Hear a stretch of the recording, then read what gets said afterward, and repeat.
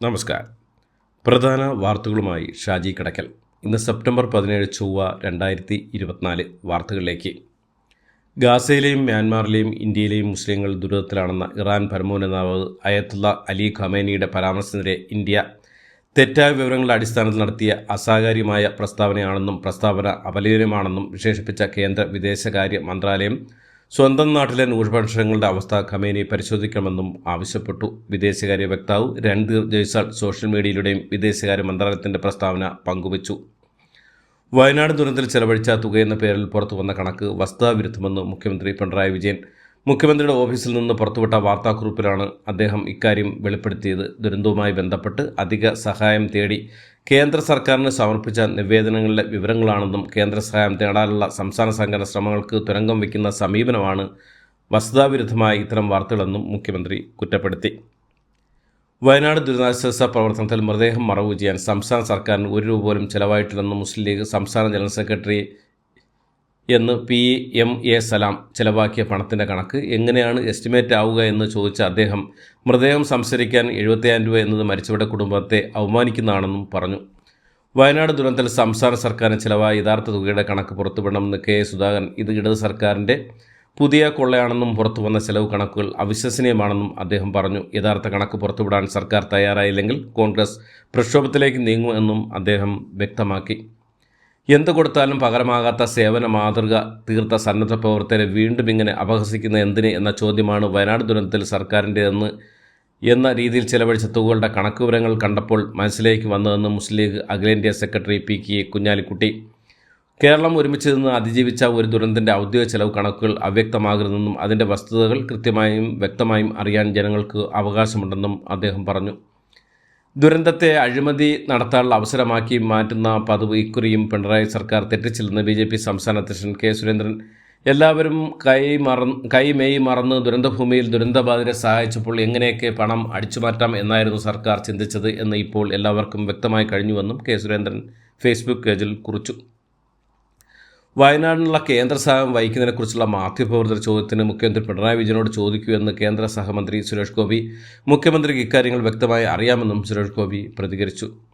സ്വകാര്യ TV ചാനലിന് WCC മുഖ്യമന്ത്രിക്ക് പരാതി നൽകി. ഹേമ കമ്മിറ്റി റിപ്പോർട്ടിലെ മൊഴികൾ ചാനൽ പുറത്തുവിട്ടത് കോടതി വിധി ലംഘിച്ചുകൊണ്ടാണെന്ന് പരാതിയിൽ പറയുന്നു. സ്വകാര്യതയ്ക്കെതിരെ ഈ കടന്നാക്രമണം അന്യായമാണെന്നും അടിയന്തരമായി ഇടപെട്ട് സ്വകാര്യതയെ അവഹേളിക്കുന്ന വാർത്താ ആക്രമണം തടയണമെന്നും പരാതിയിൽ WCC ആവശ്യപ്പെട്ടു. മലപ്പുറത്ത് നിപ്പ ബാധിച്ച് മരിച്ച 24 റൂട്ട് മാപ്പ് ആരോഗ്യവകുപ്പ് പുറത്തിറക്കി. സെപ്റ്റംബർ 4 മുതൽ 9 വരെയുള്ള വിശദമായ റൂട്ട് മാപ്പാണ് ആരോഗ്യവകുപ്പ് പുറത്തിറക്കിയത്. റൂട്ട് മാപ്പിൽ പറഞ്ഞിട്ടുള്ള സ്ഥലങ്ങൾ ഈ സമയങ്ങളിൽ സന്ദർശനം നടത്തിയവർ നിപ്പ കൺട്രോൾ സെല്ലുമായി ബന്ധപ്പെടണമെന്നും അറിയിച്ചിട്ടുണ്ട്. നിപ്പയുമായി ബന്ധപ്പെട്ട് മലപ്പുറം ജില്ലയിൽ 175 പേർ സമ്പർക്ക പട്ടികയിൽ ഉള്ളതായി മന്ത്രി വീണ ജോർജ്. ഇതിൽ 74 പേർ ആരോഗ്യ പ്രവർത്തകരാണ്. മരിച്ച വ്യക്തിയുടെ വീടിൻ്റെ 3 കിലോമീറ്റർ ചുറ്റളവിൽ 66 ടീമുകളായി ഫീൽഡ് സർവേ ആരംഭിച്ചു. കണ്ടെയ്ൻമെൻറ് സോണായി പ്രഖ്യാപിച്ച പ്രദേശങ്ങൾ ട്യൂഷൻ സെൻ്ററുകളും അംഗൻവാടികളും അടക്കമുള്ള വിദ്യാഭ്യാസ സ്ഥാപനങ്ങൾ പ്രവർത്തിക്കരുതെന്നും നിർദ്ദേശവും നൽകിയിട്ടുണ്ട്. PV അൻവർ MLAയുടെ ആരോപണങ്ങൾക്ക് മറുപടിയായി മുഹമ്മദ് ഷിയാസ്. അൻവർ വീണ്ടും തനിക്കെതിരെ വ്യക്തി അധിക്ഷേപം നടത്തുകയാണെന്നും അൻവറിന് നാവിന് എല്ലില്ലാത്ത വ്യക്തിയാണെന്നും എറണാകുളം DCC പ്രസിഡന്റ് ഷിയാസ് ആരോപിച്ചു. ഇന്ന് അൻവർ ഉയർത്തിയ ആരോപണം യാതൊരു അടിസ്ഥാനവും ഇല്ലാത്തതാണെന്നും പറഞ്ഞു. eSIM സംവിധാനത്തിലേക്ക് മാറുന്ന ഉപയോക്താക്കൾക്ക് മുന്നറിയിപ്പുമായി പോലീസ്. eSIMലേക്ക് മാറുന്നവരെ ലക്ഷ്യമിട്ട് പ്രവർത്തിക്കുന്ന തട്ടിപ്പ് സംഘം സജീവമാണെന്നും ഇവർക്കെതിരെ ജാഗ്രത പാലിക്കണമെന്നും പോലീസ് അറിയിച്ചു. കൊല്ലം മൈനാഗപ്പള്ളിയിൽ കാറിടിച്ച് സ്ത്രീ മരിച്ച സംഭവത്തിൽ പ്രതികളായ അജ്മലിനെയും ഡോക്ടർ ശ്രീകുട്ടിയും റിമാൻഡ് ചെയ്ത് ജയിലിലടച്ചു. ഇരുവർക്കുമെതിരെ നരഹത്യാ കുറ്റമാണ് ചുമത്തിയിരിക്കുന്നത്. ഞായറാഴ്ച ഉണ്ടായ അപകടത്തിൽ ഡോക്ടർ ശ്രീകുട്ടിയെ പോലീസ് കസ്റ്റഡിയെടുത്ത് ചോദ്യം ചെയ്തിരുന്നു. അപകടത്തെ തുടർന്ന് ഒളിവിൽ പോയ അജ്മലിനെ ശാസ്താംകോട്ട പോലീസ് ഇന്നലെയാണ് പിടികൂടിയത്. അമിത വേഗത്തിൽ എത്തിയ ബൈക്ക് ഇടിച്ച് പരിക്കേറ്റ് ചികിത്സയിലായിരുന്ന വിദ്യാർത്ഥി മരിച്ചു. കോഴിക്കോട് പുതുപ്പാടിയിൽ പ്രബീഷ് ശ്രീരാം ദമ്പതികളുടെ മകൻ അനൻ പ്രബീഷാണ് മരിച്ചത്. കഴിഞ്ഞ ചൊവ്വാഴ്ച ഇങ്ങാപ്പുഴ MGM ഹയർ സെക്കൻഡറി സ്കൂളിനടുത്ത് വെച്ചാണ് അപകടം ഉണ്ടായത്. എറണാകുളം ജില്ലയിലെ നേര്യമംഗലം റാണിക്കലിൽ ബൈക്ക് സ്വകാര്യ ബസ്സുമായി കൂട്ടിയിടിച്ച് 2 യുവാക്കൾ മരിച്ചു. തിരുവനന്തപുരം കഴക്കൂട്ടത്ത് അമ്മമ്മയുടെ കയ്യിലിരുന്ന 9 മാസം പ്രായമുള്ള കുഞ്ഞിനെ തട്ടിക്കൊണ്ടു പോകാനും ആക്രമിക്കാനും ശ്രമിച്ച അതിഥിത്തൊഴിലാളി പിടിയിൽ. കുഞ്ഞിനും കുഞ്ഞിൻ്റെ അമ്മമ്മയ്ക്കും പരിക്കേറ്റ് ഇവരെ സ്വകാര്യ ആശുപത്രിയിൽ പ്രവേശിച്ചു. BJP നൽകുന്ന 3ാം NDA സർക്കാർ 100 ദിനങ്ങൾ പൂർത്തിയാക്കുന്ന വേളയിൽ ഭരണനേട്ടങ്ങൾ എണ്ണിപ്പറഞ്ഞു പ്രധാനമന്ത്രി നരേന്ദ്രമോദി.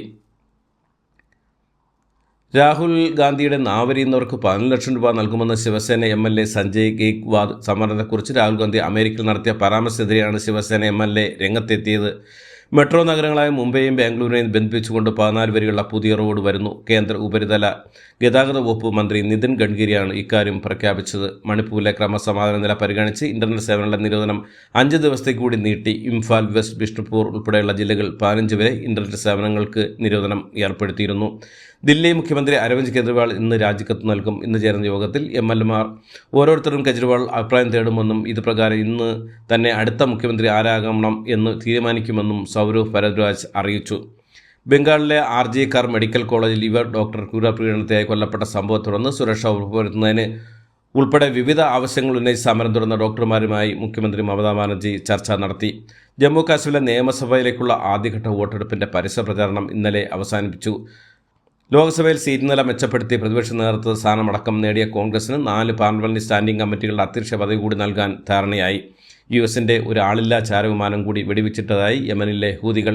അമേരിക്കൻ നിർമ്മിത MQ-9 റീപ്പർ ഡ്രോണാണ് ഹൂതികൾ തകർത്തത്. സർഫസ് ടു എയർ മിസൈൽ ഉപയോഗിച്ചായിരുന്നു ആക്രമണമെന്നാണ് ദൃശ്യങ്ങളിൽ മനസ്സിലാകുന്നതെന്ന് വാർത്തകൾ. ഏഷ്യൻ ചാമ്പ്യൻസ് ട്രോഫി ഹോക്കി സെമിയിൽ ദക്ഷിണ കൊറിയയെ തകർത്ത് ഇന്ത്യ ഫൈനലിൽ ഇന്നലെ നടന്ന മത്സരത്തിൽ 1-4 ഗോളുകൾക്കായിരുന്നു ഇന്ത്യയുടെ ജയം.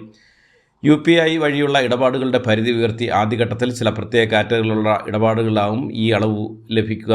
നികുതി പേയ്മെൻറ്റുകൾ, ആശുപത്രി ബില്ലുകൾ, വിദ്യാഭ്യാസ സംബന്ധമായ സർവീസുകൾ, IPO എന്നിവയ്ക്കാണ് 5 ലക്ഷം രൂപ വരെയുള്ള ഇടപാടുകൾ ചെയ്യാൻ സാധിക്കുക. ബാങ്കുകളും UPI ആപ്പുകളും പുതിയ പരിധിയിലേക്ക് മാറാൻ നടപടി സ്വീകരിക്കണമെന്ന് NPCI നിർദ്ദേശം നൽകിയിട്ടുമുണ്ട്. കഥ ഇന്നുവരെയുടെ ടീസർ പുറത്തിറങ്ങി. ഒട്ടേറെ പ്രണയ നിമിഷങ്ങളുള്ള ഹൃദയസ്പർശിയായ ഒരു ചിത്രമായിരിക്കും കഥ ഇന്നുവരെ എന്ന സൂചനയാണ് ടീസർ നൽകുന്നത്.